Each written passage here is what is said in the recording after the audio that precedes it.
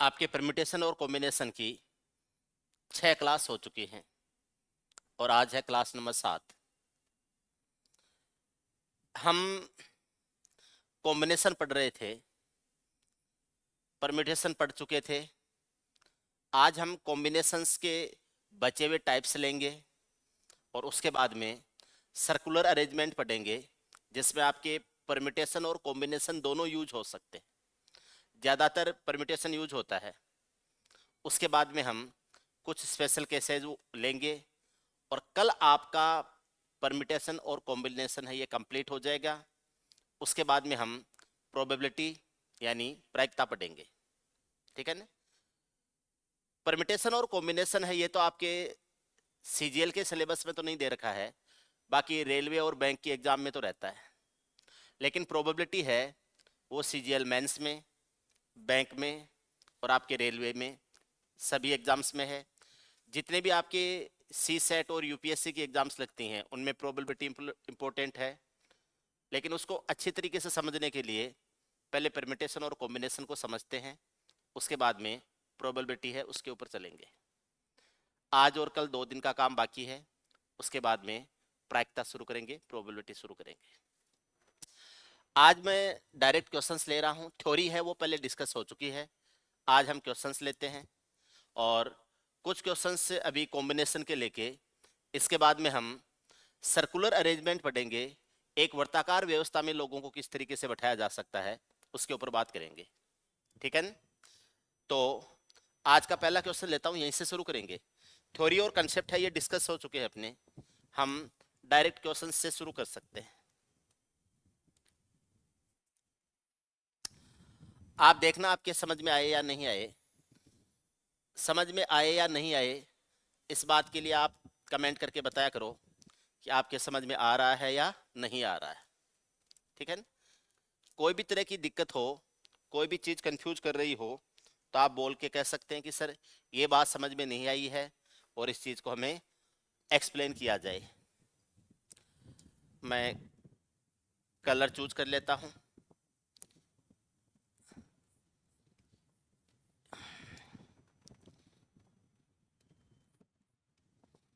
ठीक, 5 लड़के हैं। In how many ways can a team of 3 girls and 3 boys be selected from 5 boys and 4 girls. आपके पास में 5 तो लड़के हैं, 5 बॉयज हैं और आपके पास में 4 गर्ल्स हैं, 4 गर्ल्स हैं। आउट ऑफ दीज हमें 3 बॉयज चाहिए और हमें 3 गर्ल्स चाहिए। इनकी एक टीम बनानी है, कितने तरीकों से बनाई जा सकती है? तो उस टीम में 3 लड़के भी होने चाहिए, 3 लड़कियां भी होनी चाहिए। तो ये भी होना चाहिए, ये भी होना चाहिए, इसलिए आपस में मल्टीप्लाई हो जाएंगे। अब वो लड़कों में से आप पहले किसको ले रहे हो, बाद में किसको ले रहे हो, इससे फर्क नहीं पड़ना है। इसका मतलब ऑर्डर है या सीक्वेंस है वो इंपॉर्टेंट नहीं है। तो कॉम्बिनेशन लगेगा। कॉम्बिनेशन लगेगा, 5 में से 3 चाहिए, इसलिए 5C2 तरीके से तो आप टीम बना सकते हो, 5 लड़कों में से 3 लड़कों की तरफ से। और मल्टीप्लाई हो जाएगा, 4 लड़कियों में से 3 लड़कियां लेनी है तो 4C3 है, ये हो जाएगा लड़कियों की तरफ से टीम बनाओगे तब। 5C2 का मतलब होता है 5 फैक्टोरियल अपॉन 5 में से 2 घटाएंगे 3 फैक्टोरियल आ जाएगा और ये खुद 2 फैक्टोरियल हो जाएगा। इसको मल्टीप्लाई कर दीजिए। 4C3 है, ये 4 ही होता है। क्यों होता है? ये ऊपर 4 फैक्टोरियल आ जाता है, 4 में से 3 घटाते हैं तो 1 फैक्टोरियल हो जाता है और ये सीधा 3 फैक्टोरियल हो जाता है। 5 फैक्टोरियल को हम लिख सकते हैं 5 इंटू 4 इंटू 3 फैक्टोरियल अपॉन हो जाएगा 3 फैक्टोरियल इंटू ये 2 फैक्टोरियल हो जाएगा। मल्टीप्लाइज कर दीजिए। 4 फैक्टोरियल होता है 4 इंटू 3 फैक्टोरियल और नीचे आ जाएगा 1 फैक्टोरियल का मान 1 होता है और ये 3 फैक्टोरियल आ जाएगा। मैंने आपको कहा था कि 4C3 है, ये 4 ही होता है। आप देख लीजिए 3 फैक्टोरियल से 3 फैक्टोरियल कट के ये तो 4 आ जाएगा, यहाँ तो आ जाएगा 4। इस 3 फैक्टोरियल से 3 फैक्टोरियल को काट दीजिए। 2 फैक्टोरियल 2 होता है, ये 20 को 10 बार काट देगा और 10 का 4 से गुणा करेंगे तो कितना हो जाएगा? 40 हो जाएगा। कितने तरीकों से टीम बनाई जा सकती है? 40 तरीकों से टीम बनाई जा सकती है ऑप्शन बी इसका सही आंसर हो जाएगा। आप अच्छी तरह से समझ लीजिए, कोई भी बात नहीं समझ में आती है तो आप बोल के पूछ सकते हैं, नीचे कमेंट में लिख सकते हैं। समझ में आ गया तो फिर हम नेक्स्ट क्वेश्चन के ऊपर चलते हैं, अगले सवाल पे चलते हैं। देखो,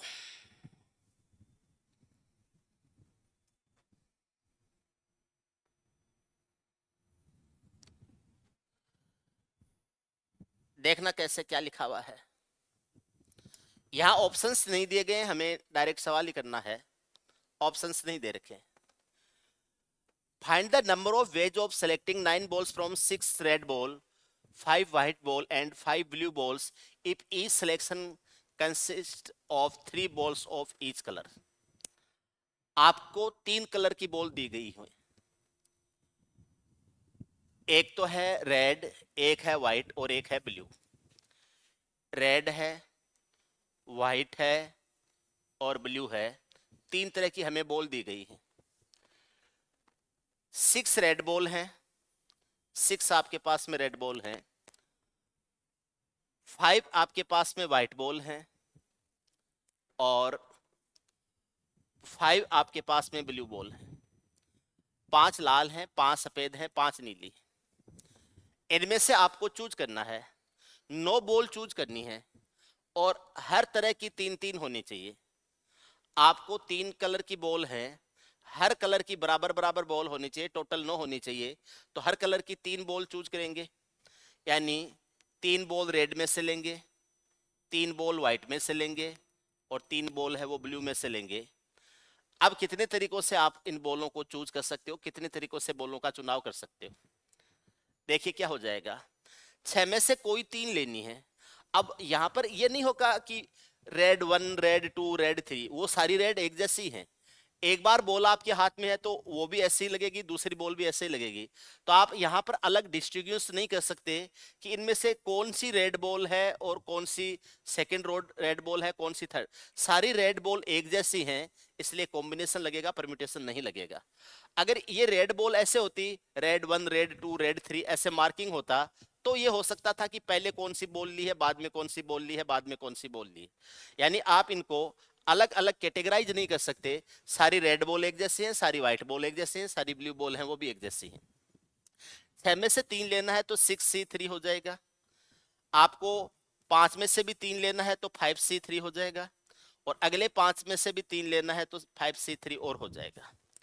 6C3 का मतलब होता है 6 फैक्टोरियल अपॉन 6 माइनस 3, 3 फैक्टोरियल हो जाता है और ये 3 फैक्टोरियल फिर आ जाता है इनटू 5C3 का मतलब होता है ये 5 फैक्टोरियल हो जाएगा। 5 में से 3 घटाएंगे तो 2 फैक्टोरियल आ जाएगा और खुद 3 फैक्टोरियल आ जाएगा। 5C3 का मतलब होता है 5 फैक्टोरियल ऊपर आ जाएगा, 5 में से 3 घटाएंगे तो 2 फैक्टोरियल आ जाएगा और पूरा का पूरा 3 फैक्टोरियल आ जाएगा। आगे और कैलकुलेशन कर लेते हैं। 6 फैक्टोरियल का मतलब होता है 6 इंटू 5 इंटू 4 इंटू 3 4, तो 6 इंटू 5 इंटू 4 इंटू 3 फैक्टोरियल हो जाएगा। नीचे 3 फैक्टोरियल इंटू 3 फैक्टोरियल आ जाएगा, मल्टीप्लाई बाई 5 फैक्टोरियल का मतलब होता है 5 इंटू 4 इंटू 3 फैक्टोरियल है, नीचे आ जाएगा 2 फैक्टोरियल इंटू 3 फैक्टोरियल आ जाएगा। देखिए ये और ये दोनों सेम हैं, अगर सेम है और दोनों एक जैसी आ रहे हैं नंबर, जितना ये है उतना ही ये है, ये जितना है उतना ही ये है, तो इसको सेम रिपीट करना है आपको। तो सेम रिपीट करना है तो एक ही संख्या को 2 बार लिख रहे हैं, तो इसका जो रिजल्ट है उसको हम एक बार फिर दोबारा लिख देंगे। तो दोबारा लिख देंगे तो इसको सेम ही रिपीट करने का मतलब होता है आप इसका स्क्वायर कर दोगे। भाई कोई भी संख्या 2 बार गुणा में आ रही है तो उसका स्क्वायर हो जाएगा, तो हम इसका स्क्वायर कर देंगे बाद में जो भी रिजल्ट आएगा उसका। 3 फैक्टोरियल से 3 फैक्टोरियल कट जाएगा, 3 फैक्टोरियल 6 होता है, 6 से 6 कट जाएगा और ये 5 का चौगुना 20 हो जाएगा। यहां से इस 3 फैक्टोरियल से 3 फैक्टोरियल कट जाएगा, 5 का चौगुना 20 होता है, 20 को ये 2 फैक्टोरियल 2 होता है, 20 को 2 से भाग देंगे तो 10 आ जाएगा और ये 10 का स्क्वायर करेंगे तो ये कितना हो जाएगा, 100 आ जाएगा और 100 का 20 से गुणा करेंगे तो ये आ जाएगा 2000 आ जाएगा। कितने तरीकों से आप इन बॉल को चूज कर सकते हो, 2000 तरीकों से आप 9 बॉल को चूज कर सकते हो, जिनमें से 3 कलर में से हर कलर की 3 बॉल होंगी। 2000 तरीके आपके पास में होंगे। This is simple combination. Permutation होता तो और भी ज्यादा नंबर आता, लेकिन कॉम्बिनेशन है इसलिए 2000 तरीके से आप बॉल को चूज कर सकते हैं। ये 56 नंबर सवाल था, 56 नंबर सवाल था। देखिए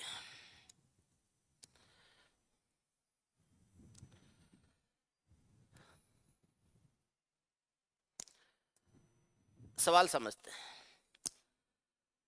In how many ways can one select a cricket team of 11 from 17 players in which only 5 players can bowl if each cricket team of 11 must include all exactly 4 bowlers?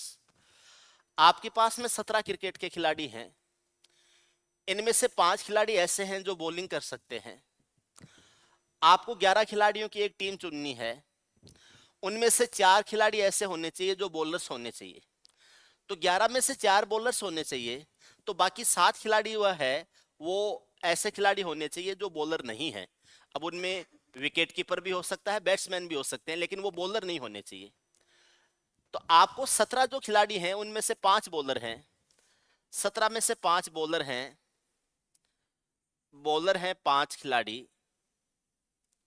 लिख देता हूं, bowler हैं 5 खिलाड़ी।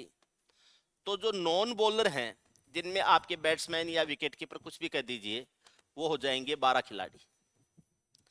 17 में से 5 बॉलर हैं तो 12 खिलाड़ी नॉन बॉलर हो जाएंगे। आपको 11 खिलाड़ियों की एक टीम चुननी है जिसमें से 4 बॉलर रखने हैं, यानी 5 बॉलर में से आपको 4 बॉलर लेने हैं, और जो बाकी 12 खिलाड़ी बच गए हैं उनमें से आपको बाकी 7 खिलाड़ी लेने हैं। तो इन 12 में से आपको 7 खिलाड़ी लेने हैं, 5 में से 4 लेना है, तो ये हो जाएगा 5C4 हो जाएगा। आपको ये खिलाड़ी भी लेने पड़ेंगे और ये 7 भी लेने पड़ेंगे, तो ये घटना भी है और ये घटना भी है, इसलिए आपस में मल्टीप्लाई हो जाएगा। 12 में से 7 खिलाड़ी लेने, बाकी जो 12 बच गए, 5 के अलावा फिर बाकी 17 में से घटाएंगे तो 12 बच गए, और 4 खिलाड़ी ले लिए हैं तो क्रिकेट टीम में 11 खिलाड़ी होते हैं, तो 7 खिलाड़ी और होने चाहिए, तो ये 12C7 हो जाएगा। इतने तरीकों से 5C4 है, ये 5 ही होता है। 5C5 भी 5 होता है, 5C4 है, सॉरी 5C4 है, ये भी 5 होता है, और 5C1 है, ये भी 5 होता है। 5 इस तरीके से होता है कि ये 5 फैक्टोरियल हो जाएगा, नीचे 5 - 4 1 फैक्टोरियल हो जाएगा, और ये 4 फैक्टोरियल हो जाएगा। 1 फैक्टोरियल तो 1 होता है, ये 5 × 4 फैक्टोरियल होता है, 4 फैक्टोरियल से 4 फैक्टोरियल कट जाएगा, इसको मैं सीधा 5 लिख दूंगा। 12C7 का मतलब होता है 12 फैक्टोरियल, यानी 12 गुणा 11 गुणा 10 गुणा 9 गुणा 8 गुणा 7 फैक्टोरियल लिख दिया। 12 में से 7 घटाएंगे तो 5 फैक्टोरियल आ जाएगा, और इस 7 पूरा का पूरा है इसलिए 7 फैक्टोरियल आ जाएगा। 7 फैक्टोरियल से 7 फैक्टोरियल को काट देंगे, ठीक है। 5 फैक्टोरियल 120 होता है, 2 फैक्टोरियल 2 होता है, 3 फैक्टोरियल 6 होता है, 4 फैक्टोरियल 24 होता है, 5 फैक्टोरियल 120 होता है। इस 120 से 12 का 10 गुणा 120 कट जाएगा। यहां से हम देखेंगे तो ये इसको काट के 5 ही आया था, 5C4 5 होता है, तो 5 तो आ जाएगा इधर से आ जाएगा 11 गुणा 9 गुणा 8, तो ये आ जाएगा 11 गुणा 9 गुणा 8 आ जाएगा। पहले तो 8 का 5 गुणा 40 हो जाएगा, 11 का 9 गुणा 99 हो जाएगा, ये 99 गुणा 40 आ जाएगा। 99 को 40 से गुणा करेंगे, 100 को 4 से गुणा करते हैं तो 400 होता है, एक कम है तो 396 आ जाएगा, यह आ जाएगा 396, एक लगा देंगे 0, 3960 आपके आंसर हो जाएंगे। 3960 किस ऑप्शन में है? बी में, 3960 हो जाएंगे। सही आंसर हो जाएगा ऑप्शन बी। आराम से देख लीजिए, अच्छा सवाल है। इस टाइप के सवाल कभी भी एग्जाम में पूछे जाए आपसे होने चाहिए, ठीक है। आगे देखिए,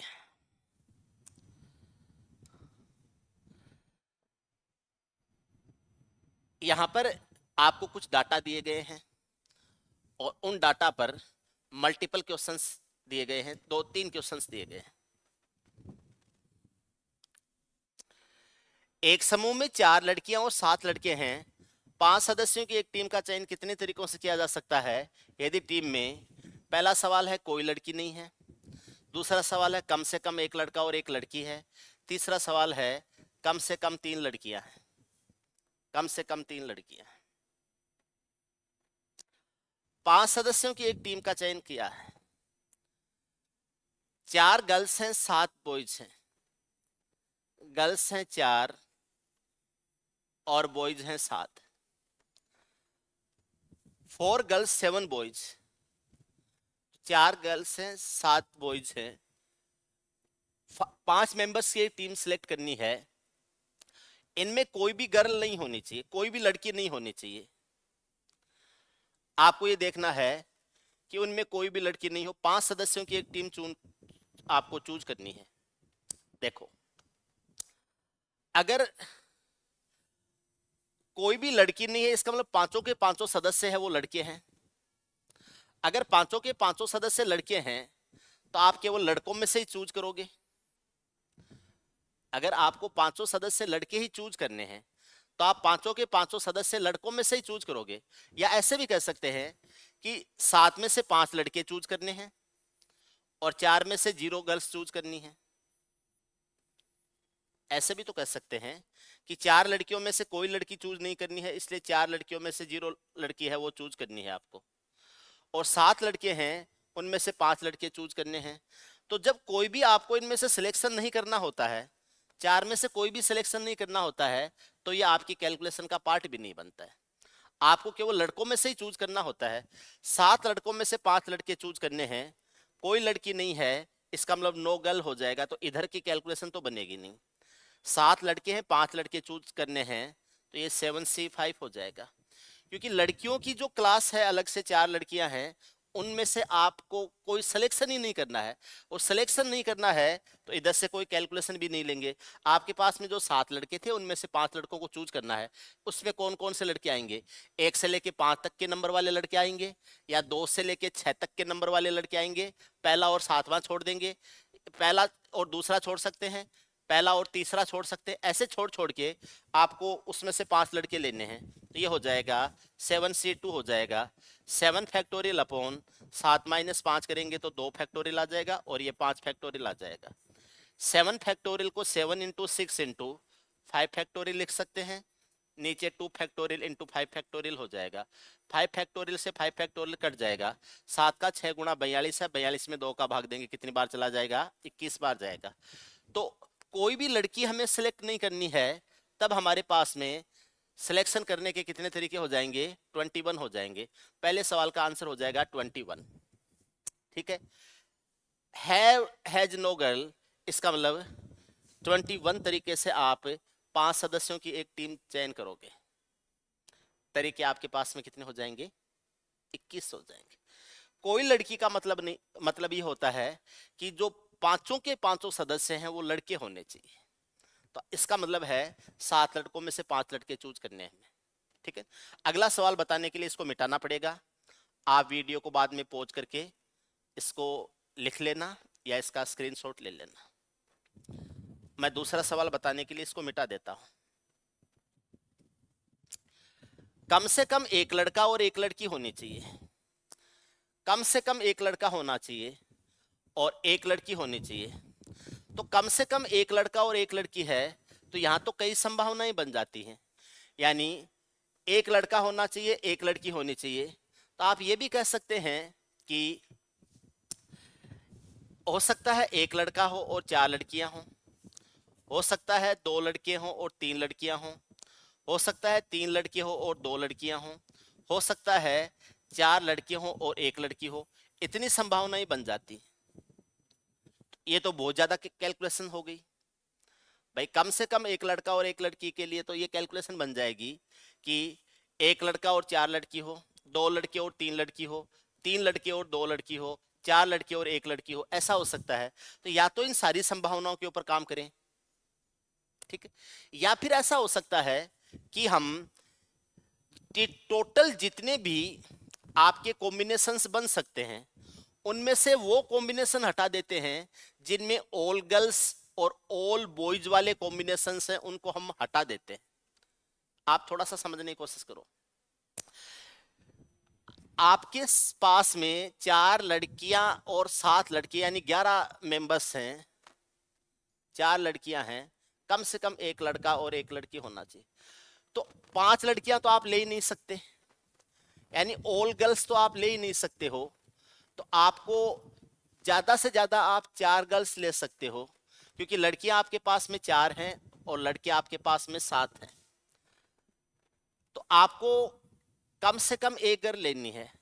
तो कम से कम एक गर्ल लेनी है, तो आपके पास में एक गर्ल है, इसका मतलब बॉयज कितने हो जाएंगे, 4 बॉयज हो जाएंगे। 2 गर्ल हैं, इसका मतलब 3 बॉयज हो जाएंगे। 3 गर्ल हैं, इसका मतलब 2 बॉयज हो जाएंगे। और 4 गर्ल हैं, इसका मतलब 1 बॉय हो जाएगा। तो मैं सारों के ऊपर ही कैलकुलेशन कर लेते हैं, अभी पता चल जाएगा। पहले लेते हैं कि एक लड़की हो, तो 4 में से एक लड़की हो तो 4C1 हो जाएगा इनटू, और 7 में से 4 लड़के हों तो 7C4 हो जाएगा, या तो ऐसे होगा। अब यहां पर एक चीज ध्यान रखना, जब अथवा अथवा की कंडीशन लगती है, या तो ऐसे होगा या ऐसे होगा या ऐसे होगा या ऐसे होगा, तो बीच में प्लस लगेगा। तो आप ये कह सकते हो कि या तो ये होगा, या फिर 4 लड़कियों में से 2 लड़कियां होंगी और 7 लड़कों में से आप ये कह सकते हो कि 3 लड़के होंगे। 7 में से 3 लड़के होंगे तो 4 में से 2 गर्ल्स होंगी तो 4C2 हो जाएगा, और जो 7 बॉयज हैं उनमें से 3 बॉयज होंगे, इसलिए 7C3 हो जाएगा। ओके।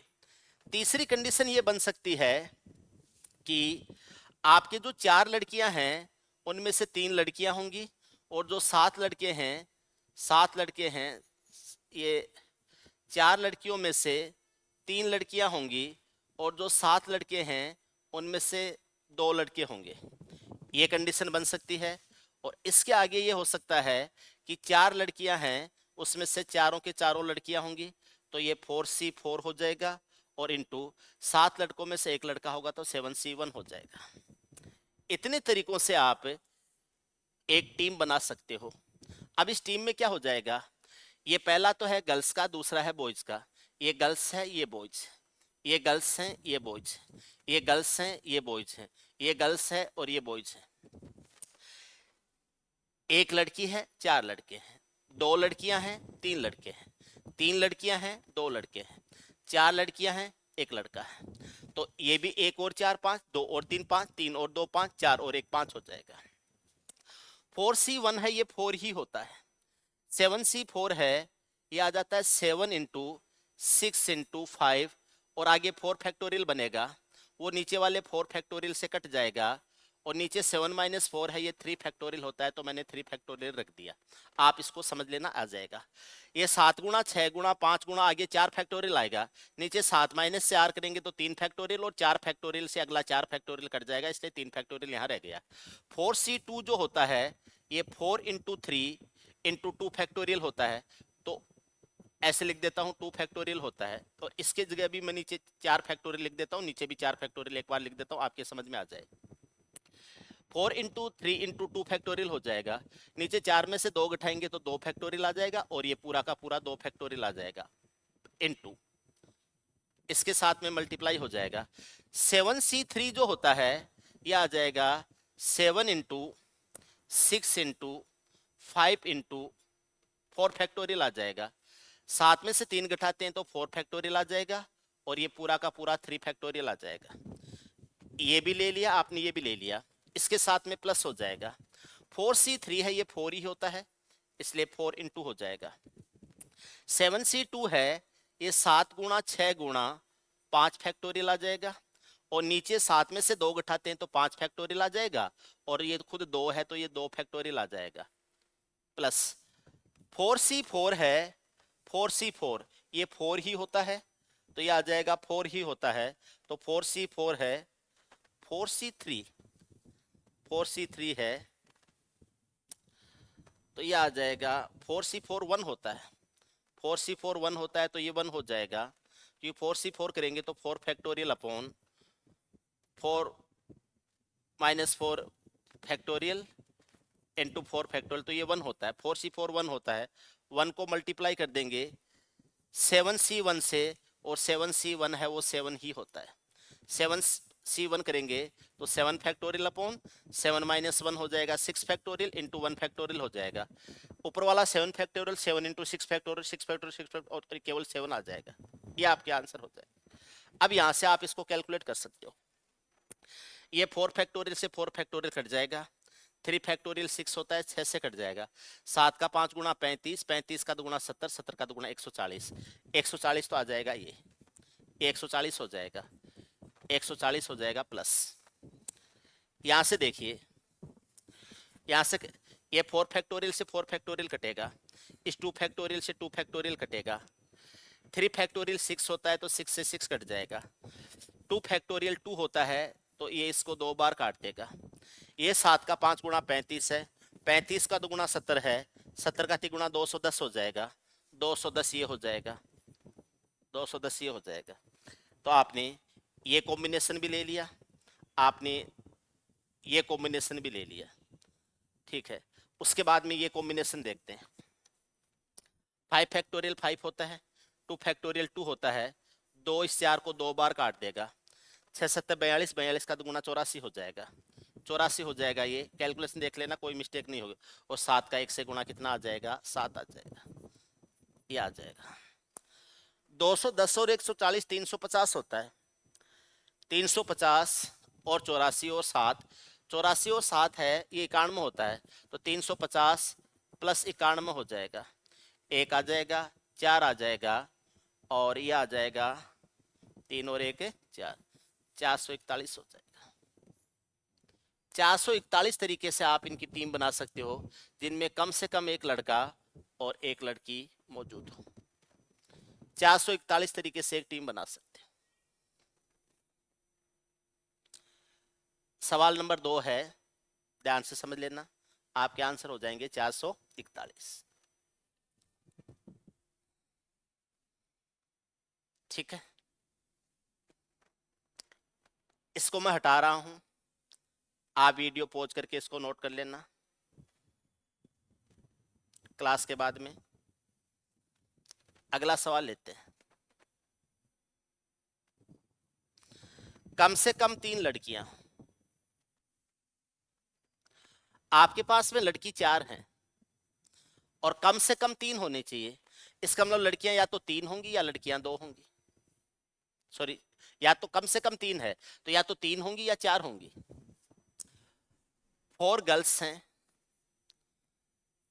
7 बॉयज हैं, अब 4 गर्ल्स में से एक बार तो ये हो जाएगा कि 4 गर्ल एंड 1 बॉय हो जाएगा, एक बार 3 गर्ल एंड 2 बॉय हो जाएगा, 4 में से चारों की चारों लड़कियां हों और एक लड़का हो, 4 में से 3 लड़कियां हों और 2 लड़का हो, और 3 से कम लड़कियां ले नहीं सकते, इसलिए ये 2 तरीके से लिया जा सकता है।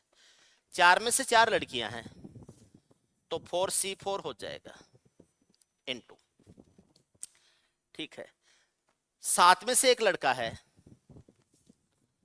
7c1 हो जाएगा, या तो ऐसे लेंगे या के लिए प्लस कर देंगे, 4 में से 3 लड़कियां होंगी तो 4c3 हो जाएगा, अथवा तथा 7 में से 2 लड़के होंगे इसलिए 7c2 हो जाएगा, ये इसके साथ में ऐड हो जाएगा, 4c4 4 ही होता है, ncn n ही होता है, ncn जो होता है वो एक्चुअली n ही होता है।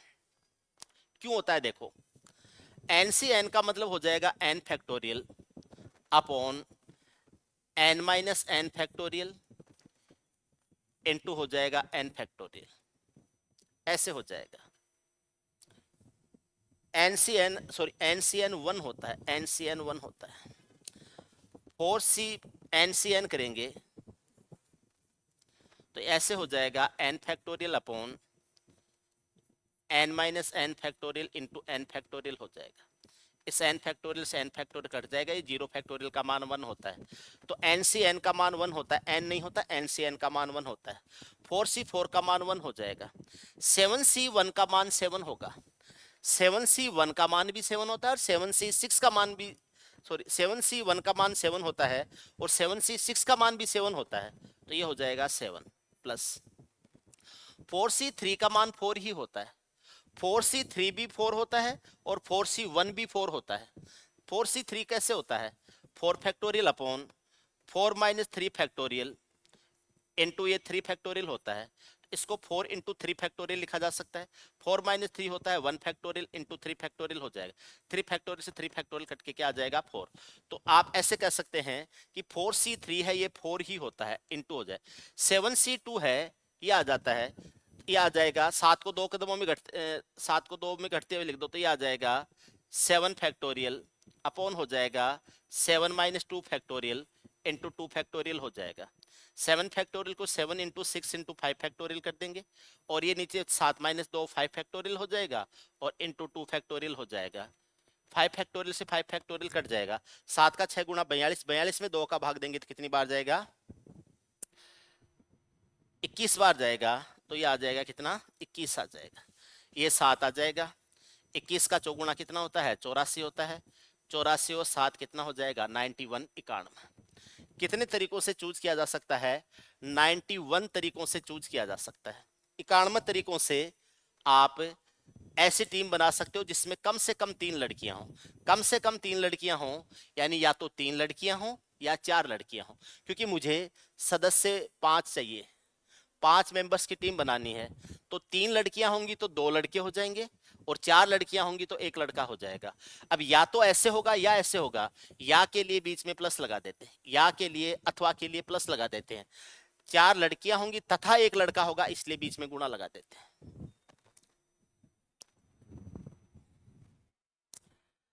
सर्कुलर अरेंजमेंट है, इसको देखते हैं। सर्कुलर अरेंजमेंट,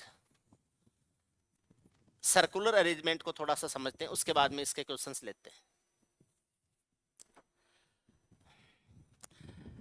इसमें नॉर्मली परम्यूटेशन लगता है,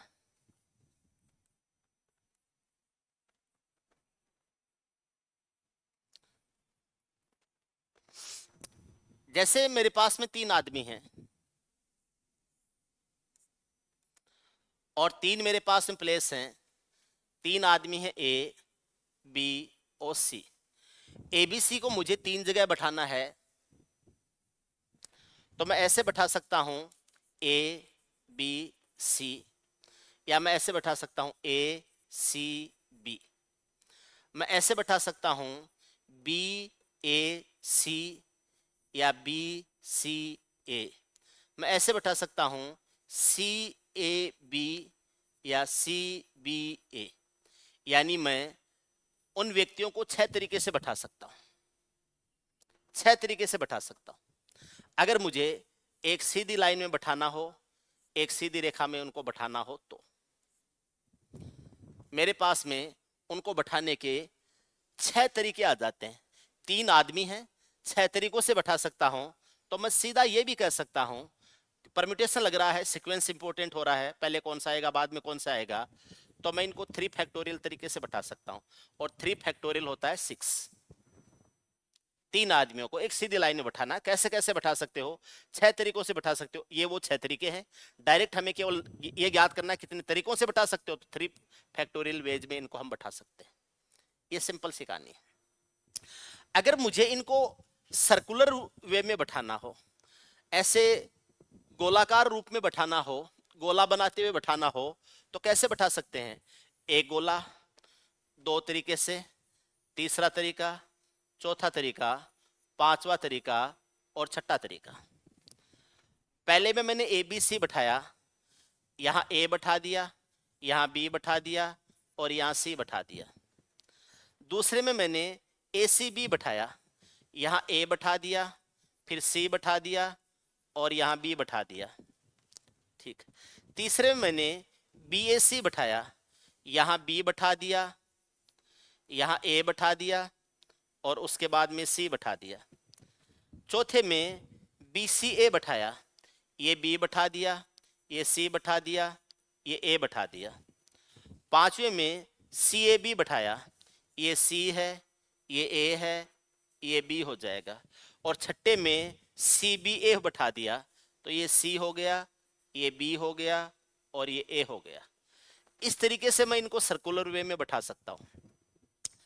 लेकिन वृत्त की एक खास बात होती है, ये ए से शुरू हुआ है, ए ऊपर है, फिर बी ऊपर आ गया, फिर सी ऊपर आ गया, तो वृत्त को तो आप घुमा भी तो सकते हो ना, वृत्त को आप घुमा भी सकते हो। अब ये अलग बात है कि आप उसमें क्लॉकवाइज देखते हो या एंटी क्लॉकवाइज देखते हो। अब आप कहोगे सर इनमें तो ऊपर ए था, इनमें ऊपर बी आ गया, इनमें ऊपर सी आ गया, तो वृत्त है ये तो घूम जाएगा, और जैसे ही घूमेगा जो जो ए नीचे है, ए नीचे है वो ए ऊपर भी तो जा सकता है। तो वृत्त में कोई एंड पॉइंट और स्टार्ट पॉइंट नहीं होता है, वृत्त में कोई भी स्टार्ट पॉइंट और एंड पॉइंट नहीं होता है। तो आप कहीं से भी एक पॉइंट को लेके आप उसमें काउंट कर सकते हो। तो अगर मैं ये मान लूं कि ए की पोजीशन को हम एक पॉइंट लेके उसके आधार पर कैलकुलेशन करते हैं। अगर मैं ए को एक पॉइंट ले लूं कि जहां ए बैठा है उसको मैं एक पॉइंट मानूंगा, जहां ए बैठा है उसको मैं एक पॉइंट मानूंगा, तो या तो मैं सब में क्लॉकवाइज घूम के देखता हूं या एंटी क्लॉकवाइज घूम के देखता हूं। जैसे मैं सब में क्लॉकवाइज घूम के देखता हूं, तो यहां से क्लॉकवाइज घूमेंगे तो ऐसे घूमेंगे तो एबीसी आ जाएगा, तो इसमें सीक्वेंस बनेगा एबीसी बनेगा। इसमें ए से घूमेंगे क्लॉकवाइज, ऐसे क्लॉकवाइज घूमेंगे तो एसीबी बनेगा, एसीबी बनेगा। इसमें क्लॉकवाइज घूमेंगे तो ए से अगर शुरू करते हैं, ए से शुरू करते हैं तो एसीबी बनेगा, ये एसीबी बनेगा। इसमें ए से शुरू करते हैं, क्लॉकवाइज घूमते हैं, तो क्लॉकवाइज घूमते हैं तो ऐसे घूमेंगे तो एबीसी बनेगा, ये एबीसी बनेगा। इसमें ए से शुरू करते हुए क्लॉकवाइज घूमते हैं तो ये भी एबीसी बनेगा, एबीसी बनेगा। और इसमें ए से शुरू करते हुए क्लॉकवाइज घूमते हैं तो ये क्या बनेगा, एसीबी बनेगा। आप ध्यान देना, एक एबीसी है, दूसरा एबीसी है और तीसरा एबीसी है, तीन तो एबीसी बन जाएंगे। एक एसीबी है, एक एसीबी है, दूसरा एसीबी है और तीसरा एसीबी है, तीन बन जाएंगे एसीपी। यानी आप इनको या तो एबीसी के ऑर्डर में बैठा सकते हो या एसीबी के ऑर्डर में बैठा सकते हो। तो आपके पास में कहने को अगर लीनियर रूप से बैठा रहे थे तो आपके पास में 3 फैक्टोरियल तरीके से बैठा सकते थे, यानी हम 6 तरीके से बैठा सकते थे। लेकिन जब इनको हम सर्कुलर वे में बैठा रहे हैं तो हम 2 ही तरीके से बैठा सकते हैं, या तो हम एबीसी बैठाएं या एसीबी बैठाएं। अगर मैं ए से शुरू करता हूं तो मैं कह रहा हूं एबीसी बैठा दो चाहे एसीबी बैठा दो, एक ही बात होती है। आप कह दो सर ठीक बात है, एबीसी ठीक है, एसीबी ठीक है, ये बीएससी भी तो होता है ना। लीनियर व्यवस्था में बीएससी और एबीसी अलग अलग होते हैं और एसीबी अलग होता है। लेकिन अगर मैं सर्कुलर वे में कहूं कि बीएससी, तो सर्कुलर वे में बीएससी जो ये जो बीएससी है एक्चुअली बी से शुरू करता हूं तो ये बीएससी है, लेकिन ए से शुरू करूंगा तो ये भी क्या हो जाएगा, एसीबी हो जाएगा। इसका मतलब आपके पास में तीन तरीके तो आएंगे एसीबी के और तीन ही आएंगे एबीसी के। हर तीन का आपको एक सेट ही यूज करना है, या तो बैठने का तरीका रहेगा एबीसी या बैठने का तरीका रहेगा एसीबी रहेगा। अब इसमें एक बात और है, यहां मैंने इनको क्लॉकवाइज घुमाया था, अगर मैं इसको एंटी क्लॉकवाइज घुमा दूंगा तो वो जो एबीसी है वो तो बन जाएगा एसीपी और जो एसीबी है वो बन जाएगा एबीसी। अगर मैं इनको एंटी क्लॉकवाइज घुमा देता हूं, जैसे पहला सर्किल है ये, इसको मैंने क्लॉकवाइज घुमाया था तो एबीसी आया था, लेकिन इसको अगर मैं एंटी क्लॉकवाइज घुमा दूं, सपोज करो इसको मैं ऐसे एंटी क्लॉकवाइज घुमा दूं तो पहले ए आएगा, फिर सी आएगा, फिर बी आएगा, ये तो क्लॉकवाइज की वे में आया है। अगर मैं ACW यानी एंटी क्लॉकवाइज घुमाऊं तो ये ACB आ जाएगा, ये हो जाएगा ACB हो जाएगा। इसको एंटी क्लॉकवाइज घुमाऊंगा तो ऐसे घूमेगा, इसको एंटी क्लॉकवाइज घुमाऊंगा तो ये क्या बन जाएगा, ABC बन जाएगा। तो ये बन जाएगा, क्या बन जाएगा, ABC। इसको एंटी क्लॉकवाइज घुमाऊंगा तो A से शुरू करते हुए एंटी क्लॉकवाइज घुमाएंगे तो ये भी ABC बन जाएगा, ये बन जाएगा ABC बन जाएगा। इसको एंटी क्लॉकवाइज घुमाएंगे, ए से शुरू करेंगे तो एंटी क्लॉकवाइज ऐसे घूमेगा तो ये बन जाएगा ACB बन जाएगा, ये बन जाएगा ACB बन जाएगा। इसको एंटी क्लॉकवाइज घुमाएंगे तो ये एंटी क्लॉकवाइज घूमेगा तो ये बन जाएगा ACB बन जाएगा। एंटी क्लॉकवाइज ऐसे घूमेगा, ऐसे घूमेगा तो ये ACB बन जाएगा, ये बन जाएगा ACB।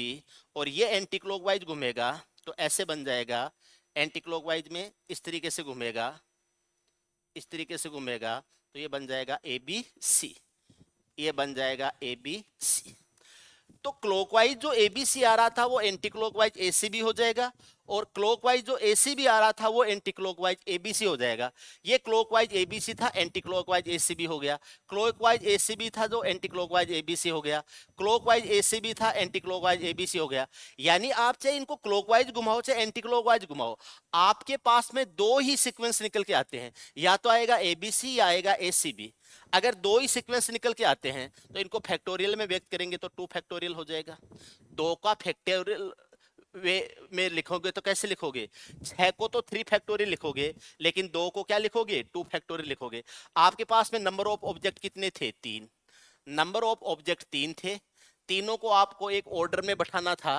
अगर आप इनको लीनियर बैठाते हो, आप इनको लीनियर बैठाते हो तब तो 3 फैक्टोरियल वे में बैठाओगे, और आप इनको सर्कुलर बैठाते हो तो आपने इनमें से एक आदमी ए है उसको आपने फिक्स पोजीशन दे दी है, ए को आपने फिक्स पोजीशन दे दी है, क्योंकि आप ए को हर बार एक पॉइंट मान के या तो क्लॉकवाइज या एंटी क्लॉकवाइज घूम रहे हो, तो इन तीन में से एक को फिक्स कर दिया है, तो जो आपका परम्यूटेशन लगेगा वो बाकी 2 ऑब्जेक्ट पर ही लगेगा।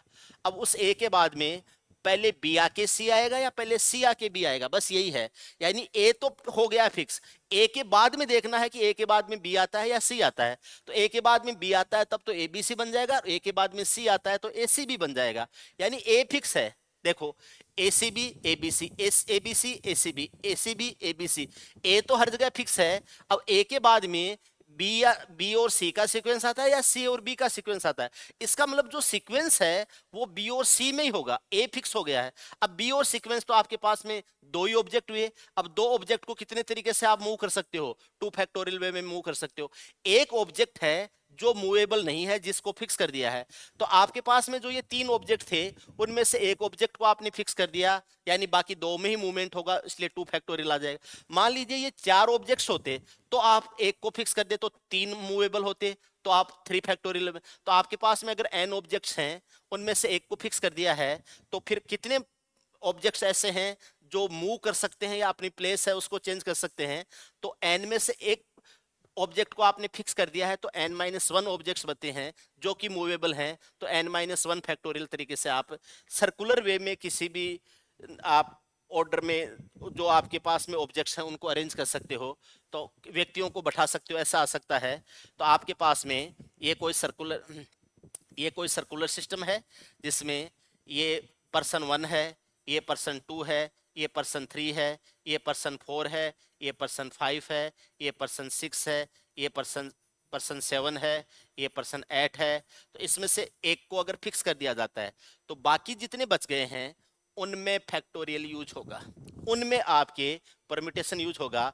ये एक है, ये यूज नहीं होगा, तो एड में से एक यूज नहीं होगा, तो कितने तरीकों से आप इसको अरेंज करोगे? तो ये हो जाएगा n-1 फैक्टोरियल तरीके से आप इनको अरेंज कर सकते हो, इनके बैठाने के सिस्टम को। ठीक है, उम्मीद है समझ में आ गया।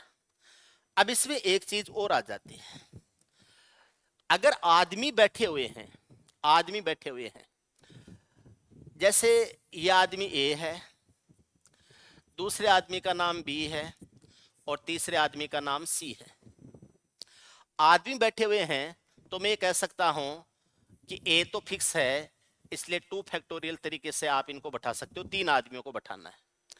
लेकिन अगर इस आदमियों में ये आइडेंटिफिकेशन होता है कि ये आदमी कौन सा है और ये आदमी कौन सा है, दाएं कौन सा है बाएं कौन सा है, इसका आपको आइडेंटिफिकेशन होता है।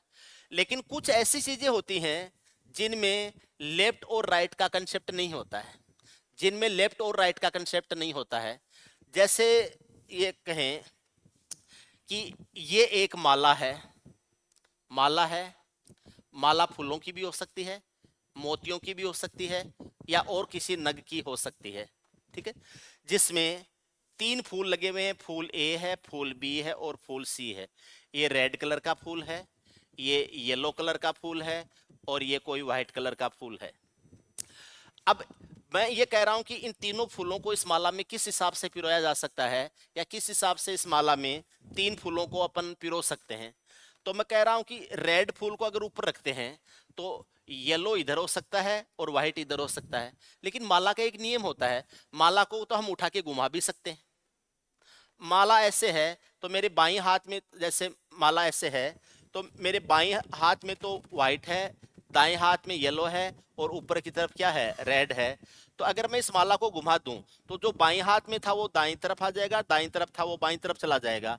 तो माला है या ऐसा कोई अरेंजमेंट है जो मूवेबल है, खुद ये सिस्टम मूवेबल होता है। तो जैसे इसको घुमाओगे तो ये जो येलो वाला है ये तो इधर व्हाइट की तरफ आ जाएगा और व्हाइट वाला है वो येलो की तरफ चला जाएगा।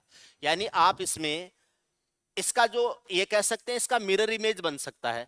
तो मिरर इमेज में क्या होगा, जो येलो वाला है वो इधर चला जाएगा और जो व्हाइट वाला है वो उधर चला जाएगा। मिरर इमेज में क्या होता है, लेफ्ट एंड राइट बदल जाते हैं।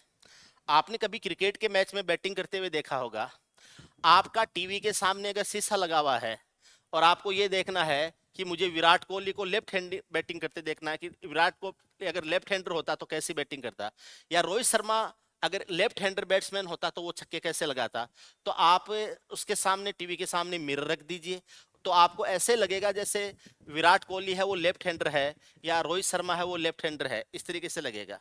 ठीक है, तो यहां पर क्या हो जाएगा, आप ये कह सकते हैं कि माला में दो तरीके के अरेंजमेंट हो जाते हैं, एक तो डायरेक्ट वाला और एक उसकी मिरर इमेज वाला, जहां से उसके जो लेफ्ट और राइट वाला आपस में चेंज हो जाते हैं। अब ये पता नहीं होता माला में कौन सा सिस्टम किस तरीके से यूज हो रहा है। तो जो एबीसी है वो बाद में माला के घुमाते ही वो एसीबी भी बन जाता है। तो यहाँ पर एबीसी और एसीबी दोनों सेम तरीके से बिहेव करते हैं, जैसे एबीसी है वैसा ही एसीबी हो जाता है।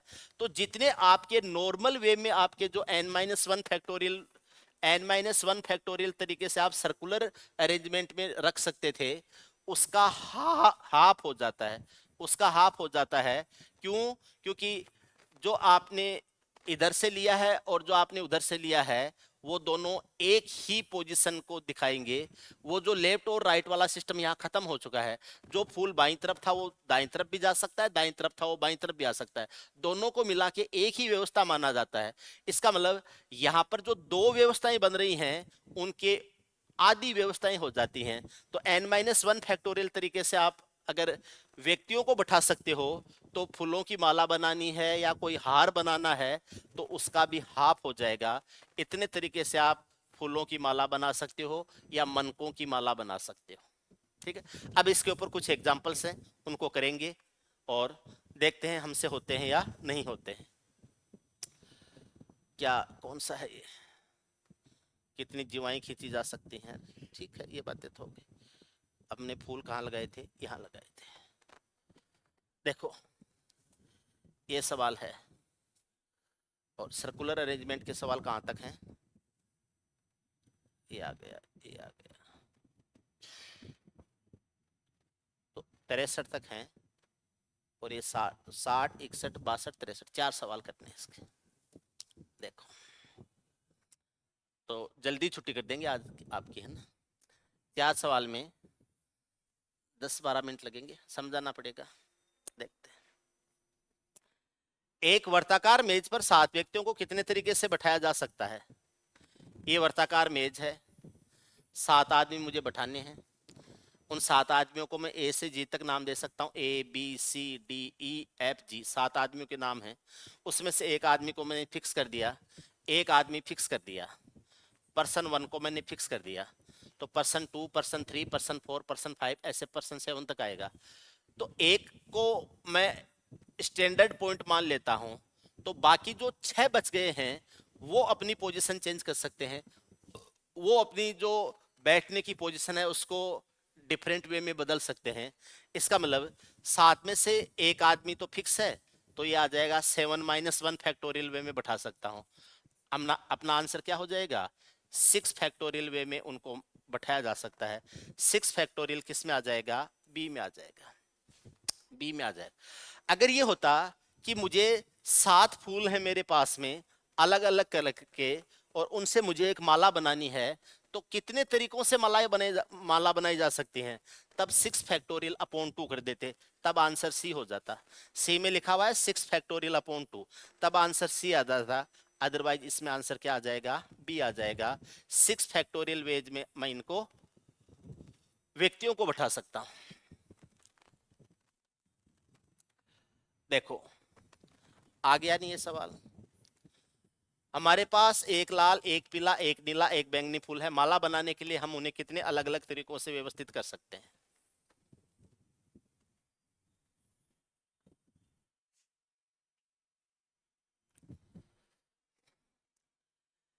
एक लाल है, एक पीला है, एक नीला है, एक बैंगनी है, और इनसे हमें बनानी है माला। हमारे पास में 1 2 3 4 कलर के फूल हैं। रेड, येलो, ब्लू एंड बैंगनी को क्या बोलते हैं? वॉयलेट या पर्पल, कुछ भी बोल दो।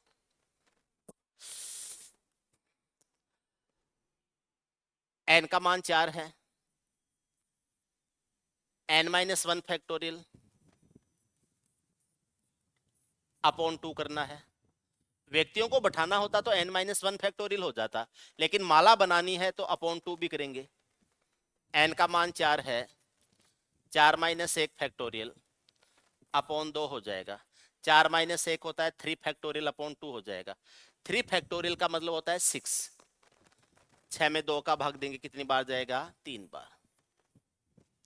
3 आ जाएगा। किस ऑप्शन में है? बी में। 61 में बी हो जाएगा। इसका जो सही आंसर है वो आ जाएगा 3।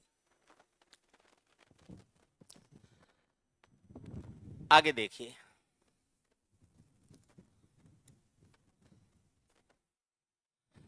सिक्सटी टू देखो, 62 नंबर सवाल। आप सवाल को पढ़िए। विभिन्न रंगों के 10 मनकों के एक हार के रूप में कितने तरीकों से बांधा? The number of ways that 10 beads of different colours can be struck as a necklace. हार बनाना है, 10 मनकों का हार बनाना है, तो n बराबर 10 हो जाएगा। अगर मुझे 10 आदमियों को बैठाना होता तो मैं n-1 फैक्टोरियल तरीके से बैठा सकता था। मुझे माला या हार बनानी है तो इसको 2 से डिवाइड भी करना पड़ेगा। n का मान 10 है, 10 - 1 करेंगे तो 9 फैक्टोरियल अपॉन 2 हो जाएगा। 9 फैक्टोरियल अपॉन 2 किस ऑप्शन में है? डी में। 9 फैक्टोरियल अपॉन 2 हो जाएगा। n-1 व्यक्तियों को बैठाना होता, n-1 फैक्टोरियल होता, लेकिन मुझे व्यक्तियों को नहीं बैठाना है, केवल मुझे ये भी देखना है कि इनसे माला बनानी है, तो n-1 फैक्टोरियल अपॉन 2 हो जाएगा। कितने तरीकों से? इतने तरीकों से बना सकता हूं। 62 के बाद में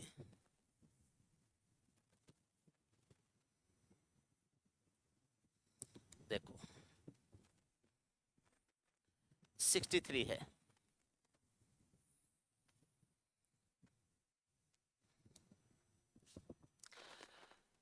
दस अलग अलग देशों के प्रतिनिधियों के बीच में गोलमेज सम्मेलन होना है। 2 विशेष प्रतिनिधि हो तो उन्हें कितने तरीके से बैठाया जा सकता है? A round table conference is to be held among 10 delegates belong to 10 different countries. In how many ways can they be seated if 2 particular delegates are special delegates? गोलमेज सम्मेलन हिस्ट्री में पढ़े होंगे। अंग्रेजों का गोलमेज सम्मेलन आया था, गांधी जी को आमंत्रित किया था, गांधी जी को बुलाया था, गोलमेज सम्मेलन की मीटिंग हुई, ऐसे सुने होंगे ना। राउंड टेबल कॉन्फ्रेंस होती है, एक गोल मेज की तरफ सारे लोग बैठे होते हैं, आपस में चर्चा करते हैं, बातें करते हैं, ऐसा ही कुछ होता है। ठीक है, ऐसी छोटी मोटी मीटिंगें अपने परिवारों में, घर में भी होती हैं। घर में एक बड़ी टेबल के चारों तरफ शाम को बैठ के अपन चर्चाएं करते हैं, बातें चीतें करते हैं, वैसा ही कुछ है। ये डेलीगेट्स हैं, अलग अलग देशों के प्रतिनिधि हैं, उनके बीच में बातचीत हो रही है। इनमें से 2 डेलीगेट्स हैं वो स्पेशल टाइप के हैं, 2 विशेष प्रतिनिधि हैं। हम ये मान सकते हैं ये यूएनओ की तरफ से आए हुए हैं, और बाकी जो 8 हैं वो अलग अलग देशों के हैं। अगर ये दोनों हमेशा साथ बैठते हैं, अब देखो दोनों हमेशा साथ बैठते हैं तो क्या कंडीशन होगी, और कभी साथ नहीं बैठते हैं तो क्या कंडीशन होगी? अगर दोनों साथ बैठते हैं तो ये डेलीगेट्स है एक, और ये डेलीगेट्स है दूसरा, ये 2 तो बैठ गए साथ, तो ये दोनों मिलके अपने आप में एक यूनिट बना लेंगे। यूनिट का मतलब ये एक इकाई की तरह काम करेंगे, ये दोनों साथ साथ है। अब ये अलग बात है कि ये इसके इधर बैठा है, ये इसके इधर बैठा है, लेकिन ये दोनों हैं साथ साथ। हो सकता है पहला डेलीगेट इधर बैठा हो, दूसरा इधर, या दूसरा इधर बैठा हो और पहला इधर बैठा हो। 10 में से नॉर्मली हम जब सर्कुलर अरेंजमेंट में करते हैं तो एक को फिक्स कर देते हैं, तो बाकी n-1 में मूवमेंट होता है। यहाँ 2 जने एक साथ बैठे हैं तो 2 जने फिक्स हो चुके हैं, 10 में से 2 फिक्स हो चुके हैं, तो बाकी 8 लोग बैठेंगे। यहाँ एक पहला बैठ जाएगा, यहाँ दूसरा बैठ जाएगा, यहाँ तीसरा बैठ जाएगा, यहाँ चौथा, यहाँ पांचवा, यहाँ छठा, यहाँ सातवां, यहाँ आठवां। अब ये 8 आदमी अपनी पोजीशन चेंज कर सकते हैं, और ये 2 हो गए हैं फिक्स। इसका मतलब 8 फैक्टोरियल तरीकों से बैठा सकते हो इनको। 2 फिक्स हो गए तो 8 फैक्टोरियल तरीकों से बैठा सकते हैं। तो हमेशा साथ बैठते हैं तो कितने तरीकों से बैठाएंगे? 8 फैक्टोरियल वेज में बैठाएंगे। कहाँ लिखूं? 8 फैक्टोरियल वेज में बैठाएंगे, यहां लिख देता हूं। 8 फैक्टोरियल वेज में बैठा सकते हैं, लेकिन ये 2 आपस में एक साथ भी बैठेंगे। ये 2 आपस में एक साथ बैठेंगे। 2 आदमी जब एक साथ बैठते हैं तो वो भी तो आपस में मूवमेंट कर सकते हैं। वो उसके इधर आके वो उसकी उधर घूम सकता है। तो 2 आदमियों में मूवमेंट कितने तरीके से हो जाएगा? 2 फैक्टोरियल वेज में हो जाएगा, तो इंटू 2 फैक्टोरियल वेज हो जाएगा। तो इनको बैठाने का तरीका हो जाएगा 8 फैक्टोरियल इंटू 2 फैक्टोरियल वेज। इतने तरीकों से आप इनको बैठा सकते हो। 8 फैक्टोरियल इंटू 2 फैक्टोरियल, 8 फैक्टोरियल का जो भी मान आता है, ठीक है, 40,320 आता है। 2 से गुणा कर दो, 80,640। देखता हूं मेरे याद है कि नहीं। 8 फैक्टोरियल होता है 40,320। देखो कैसे होता है, 8 गुणा 7 गुणा 6 गुणा 5 गुणा 4 गुणा 3 गुणा 2 गुणा 1, और 2 फैक्टोरियल वाले 2 से और गुणा कर देते हैं। देखना क्या आएगा।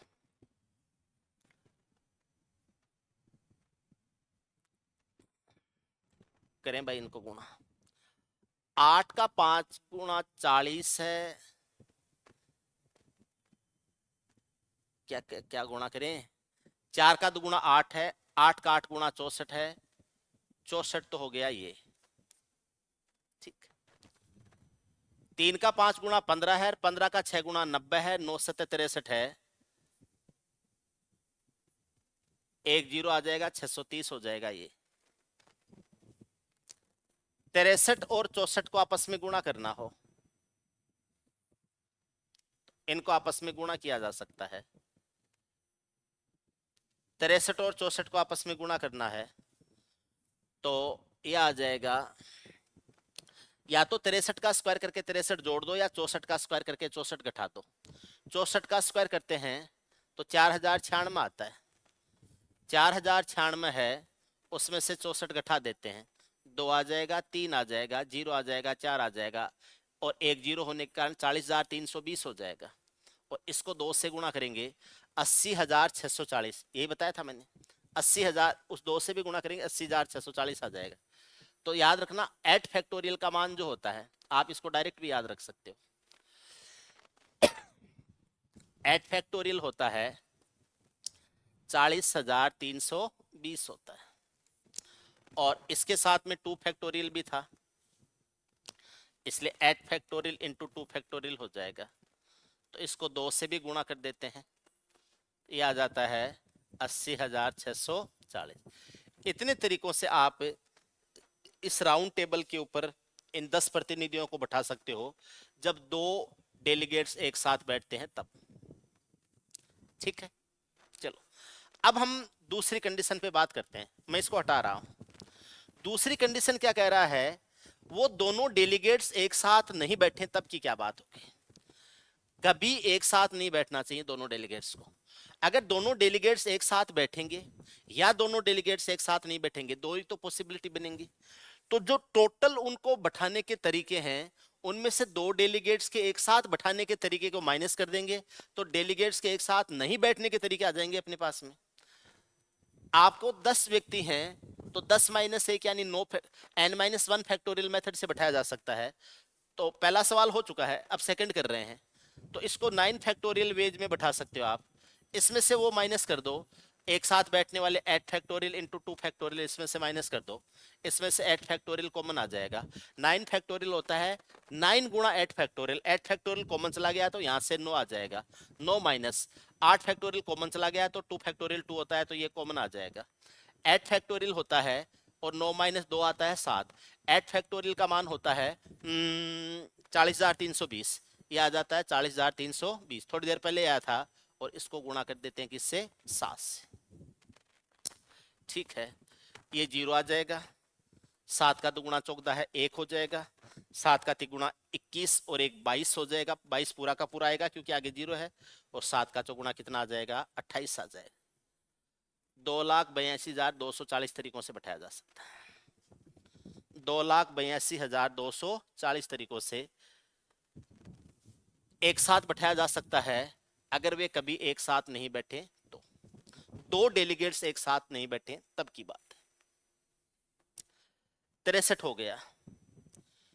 64 नंबर सवाल,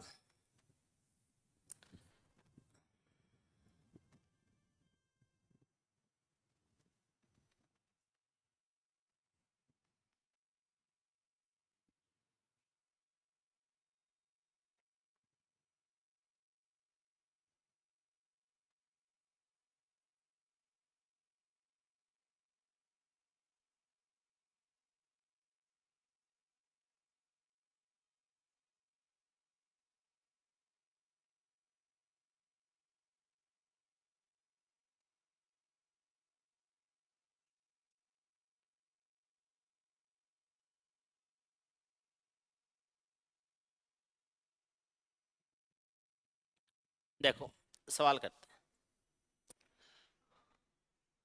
ये कार्ड्स को हटा दो, ऐसे ही लिख दिया, कार्ड्स आगे पढ़ेंगे, अभी नहीं है, इनको हटा दो हम। अभी सर्कुलर अरेंजमेंट में find the number of ways in which 6 men and 4 women can dinner at a round table if no 2 women can sit together. 6 आदमी हैं और 5 औरतें हैं, उनको एक साथ डिनर के लिए एक टेबल पर बैठाना है, और इस तरीके से बैठाना है कि 2 महिलाएं एक साथ नहीं बैठनी चाहिए, 2 महिलाएं एक साथ नहीं बैठनी चाहिए, यानी किन्हीं भी 2 महिलाओं के बीच में एक पुरुष होना चाहिए। 5 महिलाओं को और 6 पुरुषों को इस तरीके से हमें बैठाना है। ऐसी कंडीशन में आप ये सोचें कि पहले महिलाओं को बैठाएं या पुरुषों को बैठाएं, तो आपके पास में पुरुषों की संख्या ज्यादा है तो पहले पुरुषों को बैठा दीजिए।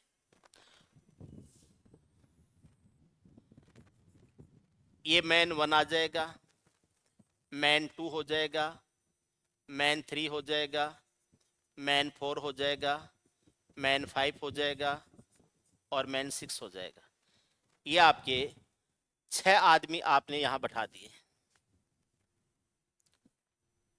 तो सबसे पहले ये देखो 6 आदमियों को कितने तरीके से बैठा सकते हैं, पहले तो 6 आदमियों को बैठाना है। तो आदमी अगर 6 हैं तो आप इनको 5 फैक्टोरियल वेज में बैठा सकते हो, क्योंकि n-1 फैक्टोरियल आ जाएगा तो 5 फैक्टोरियल वेज में बैठा सकते हो। आदमियों को बैठा दिया है तो अब महिलाओं को भी बैठाना है।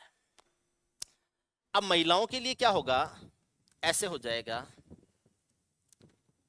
महिला को पिंक कलर की साड़ी पहना देते हैं। अब महिला को बैठाएंगे, महिला के लिए यहाँ भी जगह है, यहाँ भी जगह है, यहाँ भी जगह है, यहाँ भी जगह है, यहाँ भी जगह है और यहाँ भी जगह है, यानी महिलाओं के पास में स्पेस कितने हैं वो आपको देखने हैं। तो महिलाओं के पास में 1 2 3 4 5 6 स्पेस हैं महिलाओं के पास में, लेकिन महिलाएं हैं कितनी, 5। तो आपके पास में 6 स्पेस हैं जिनमें 5 महिलाओं को बैठाना है। वैसे हो जाएगा, आपके पास में 6 कुर्सियों पर 5 लड़कों को बैठाया था, तो 6 स्पेस हैं जिनमें आपको 5 महिलाओं को बैठाना है। तो 6 स्पेस में 5 महिलाओं को बैठाना है, तो 6p5 तरीके से आप महिलाओं को बैठा सकते हो। 6p5 तरीके से। r का मान 6 है, n का मान 5 है, तो ये rpn हो जाएगा। तो ये हो जाएगा 6p5 है, ये 6 फैक्टोरियल होता है, 6p5 है, ये 6 फैक्टोरियल होता है। ये 6 फैक्टोरियल आ जाए, क्योंकि 6 भी 5 है, ये 6 फैक्टोरियल हो जाए। कैसे हो जाएगा? ये आ जाएगा 6 फैक्टोरियल अपॉन आ जाएगा 6 माइनस 5 फैक्टोरियल आ जाएगा। आप इसको 6 फैक्टोरियल अपॉन 1 फैक्टोरियल लिख सकते हो, जो कि 1 फैक्टोरियल 1 होता है, इसलिए 6 फैक्टोरियल हो जाएगा। 5 फैक्टोरियल इंटू 6 फैक्टोरियल आ जाएगा, 5 फैक्टोरियल इंटू 6 फैक्टोरियल आ जाएगा। आपको इसको वैल्यू में लेना है तो वैल्यू क्या लोगे? 5 फैक्टोरियल होता है 120 और 6 फैक्टोरियल होता है 720 होता है। आप इसको ऐसे लिख सकते हो 120 गुणा 12 का 6 गुणा बेहतर 120 हो जाएगा, और गुणा कितना हो जाएगा? 6 हो जाएगा। 120 का 120 से गुणा 12 का 144, 144 डबल जीरो हो जाएगा, 6 से गुणा कर देंगे, 2 तो जीरो आ जाएंगे, 6 का चौगुना 24, 2 24 और 2 26, 2 6 और 2 कितना हो जाएगा? 8, 864 डबल 86,400 तरीकों से आप इनको बैठा सकते हो। कितने तरीकों से बैठा सकते हो? 86,400 तरीकों से इनको बैठाया जा सकता है।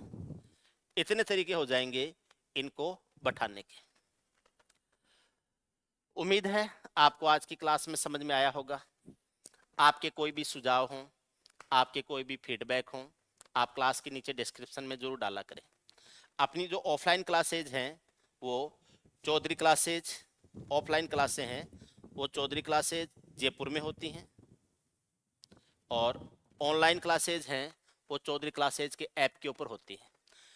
यूट्यूब के ऊपर क्लासेज 2 चैनल हैं अपने, एक है चौधरी क्लासेज, एक है चौधरी क्लासेज लाइव, दोनों के ऊपर ही क्लासेज रहती हैं। ठीक है, तो आप दोनों के ऊपर ही बने रहिए। एक यूट्यूब के ऊपर चैनल है